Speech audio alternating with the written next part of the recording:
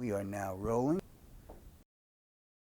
What similarities are there between the story of the tobacco industry and the story of cell phones and wireless radiation?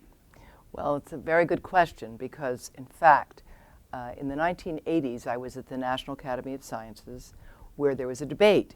Do we have enough evidence, do we have any evidence that exposure to tobacco smoke is harmful to children? After all, they're not smokers. Why should it matter? And at that time, it was a serious scientific debate. Well, I think we face the same situation today with respect to wireless radiation and health, in that there seems to be a debate on the question. But if you look seriously at the data that we now have, there's no debate. We know that cell phone radiation is dangerous. We've known it for years, and some in industry have known it for a lot longer than most of us.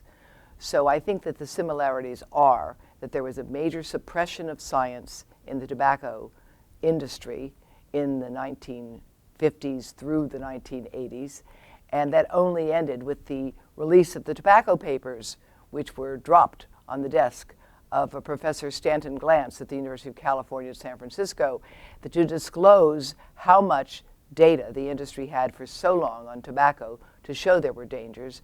And I think we face a very similar situation today, where some in industry have known for some time that you would never want to have a cell phone directly next to your body, or certainly not use it as a toy for children. Should we assume that all cell phones are properly tested for safety before we're allowed to purchase them, and that if there were any risk to the public from wireless radiation, that we would be told? Unfortunately, no. We know from data that have recently been released from the Chicago Tribune, from the French government, which I'm going to be talking about, we know that when cell phones are tested directly next to the body, they exceed the current radiation limits, which are 23 years old, which do not take into account the fact that cell phone radiation damages sperm, increases the risk of cancer, damages the nervous system. We know all of that. So no, phones are not adequately tested for safety, and I have long said that if phones were a drug, they would be illegal. By that I mean they've never gone through safety testing. We test every drug that we take is tested first in animals and then carefully monitored when people are first exposed. There's no monitoring going on right now for the adverse effects of cell phones. And I'm going to be dedicating my talk today to two women. One is Maria Auguste, who died at age 30, unable to find a safe place to live because of her sensitivity to radiation.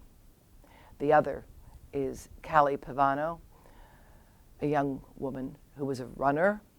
She's alive, but barely. She's suffering gravely from cancer that she developed from having kept her laptop right over her left thigh for many, many years. And she first noticed the problem of pain in her thigh because she was a runner. She was a very healthy young woman who had no idea that she was putting microwave radiation into her body. So no, these devices, cell phones as well as laptops, are not tested the way they're used. And in fact, you'll notice they don't call them laptops anymore. They call them tablets because they belong on tables and they're tested 20 centimeters off of an adult male body. They're never tested for the little children that are using them in schools around the world today.